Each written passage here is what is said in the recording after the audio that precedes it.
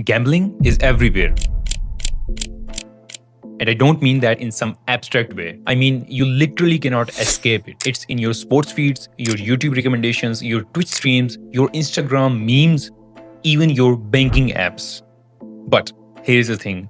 This isn't another video about how gambling has spread or whatever. CoffeeZilla has already covered it in a better way than I could. What I want to talk about is something way more insidious. Something that's quietly turning Gen Z into the most addicted generation in history. And honestly, most people have no idea it's even happening. So, here's how we got here. Casinos used to be physical places, right? You'd have to actually drive somewhere, walk through doors, sit at a table, then they moved online. DraftKings, FanDuel, all those apps, still regulated, still traceable, still visible. Biggest gambling platforms aren't even these apps anymore. They are crypto sites. Stake, Rollbit, Rollbit. These are unregulated platforms where you bet with Bitcoin or Solana instead of dollars. And get this, according to iGaming Express from earlier this year, stakes revenue jumped from $700 million to $4.7 billion in just 2 years. That's not a typo. Rollbit's growing at over 120% annually. Meanwhile, your traditional licensed sportsbooks, they are growing at maybe 15 to 20% on a good year. So what's happening here? Why are crypto casinos growing literally 10 times faster than the regulated ones? Because they removed every single barrier. No ID verification, no bank statements, no rules. You just connect your wallet and start spinning. They call it innovation, but let's be real. It's just deregulation on autopilot. But how did Gen Z fell for it? And I mean really fell. Here's where it gets wild. For the first time ever, an entire generation actually prefers crypto casinos over the legal ones. A TransUnion study from this year found that the 28% of people aged 18 to 24 would rather gamble with crypto than use traditional betting platforms. 28%. That's more than 1 in 4. So I started digging into why, and what I found was basically pure psychological manipulation. Let me walk you through it. First, speed. Deposits clear in seconds, withdrawals in minutes. It's instant gratification on steroids. Your brain doesn't even have the time to process what's happening before the next bet is already placed. Second, privacy. No banks involved, no IDs required, no paper trail. Even if you lose everything, nobody ever has to know. Not your parents, not your friends, not even your bank. Third, peer influence. And this one's huge. Gen Z doesn't trust traditional advertising at all. But you know what they do trust? Each other. Discord servers, Telegram chats, meme pages. These are basically decentralized marketing networks doing the crypto casinos work for them. And the casinos didn't even have to pay for it. Well, not directly anyway. Fourth, identity. Here's a weird one. About half of crypto gamblers already owned crypto before they even started betting. So when they are gambling with tokens, it doesn't feel like gambling. It feels like investing. Fifth, entertainment. Crypto gambling isn't some shady backroom activity anymore. It's content. It's on Kick. It's on Twitch clones. It's in highlight reels. Addiction has become repackaged as live stream entertainment. And sixth, the scariest one, accessibility. A study published in PMC found that 37 out of 40 crypto casinos require no age verification whatsoever. None. Zero. That means teenagers can gamble from their phones completely invisible to regulators, parents, and everyone. Okay, so let's talk about how this actually exploded. Stake alone spends over $200 million a year on influencers. Drake, he's got a deal worth around $100 million by himself. XQC, Adin Ross, Trainwreck, another $25 million combined. But here's the part that really gets me. They're not even gambling with their own money. Stake funds their bets. All of them. So when you see Drake lose $1 million on a spin and just laugh, that's not his money. And when Twitch finally banned gambling streams, did Stake pack up and go home? Nope.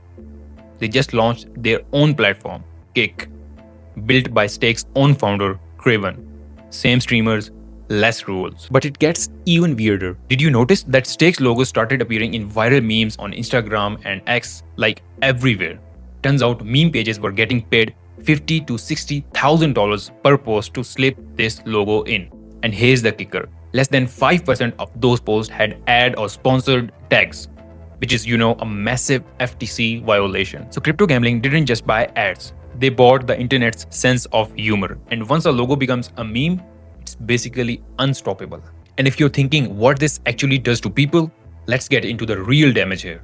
A study found that crypto gamblers are 40% more anxious, 35% more depressed than traditional bettors. They also lose about 3 times as much money, roughly $35 to $5,000 a year, according to a PMC study. Why? Because crypto casinos are built for speed and volatility. They never close. There's no cooldown period, no human dealers, no natural stopping point, just endless spins. Traditional betting apps at least slow you down a little bit. ID checks, deposit limits, licensed oversight. Crypto removes all of that. It sells you the feeling of freedom while quietly draining your wallet. And I know the next question in your mind is, how are these companies getting away with this? Simple. Offshore loophole. Stake is registered in Curacao, Rollbit in Cyprus. And legally, they don't call themselves gambling companies. They are blockchain entertainment companies. That one word, entertainment, keeps them outside of the most gambling regulations. No audits, no taxes, no player limits. Remember that PMC study I mentioned? 37 out of 40 crypto casinos didn't verify age, which means minors can gamble with complete anonymity. And when governments try to crack down, VPN traffic just spikes. So, what's this financial freedom actually costing Gen Z? According to a study, crypto gambling users lose roughly 3 times more money than traditional bettors, and about 40% of heavy users borrow money to keep playing. No bet limits, no cooling off periods, no safety net. The bankruptcy rate among crypto gamblers is 2.3% compared to 0.8% for licensed gambling. And because everything happens in anonymous wallets, people can hide their losses for years. When your losses live in crypto, they don't feel real until suddenly they very much are. But what's the most concerning part about this is, behind all this hype and streams and memes are real people quietly going broke. The Guardian reported on a 19-year-old who lost 14,000 euros in 4 months on stake. He said it didn't even feel real because he was betting in Ethereum. The BBC covered a 22-year-old who took his own life after losing everything on Rollbit. His last message to customer support reads, "Can I just get one more bonus? I'll win it back."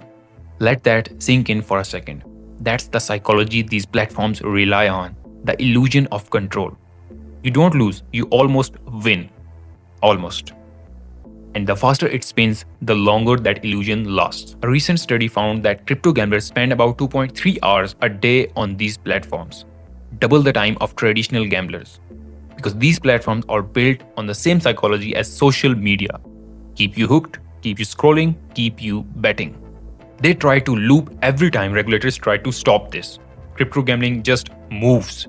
Twitch banned gambling streams, Stake launched Kick.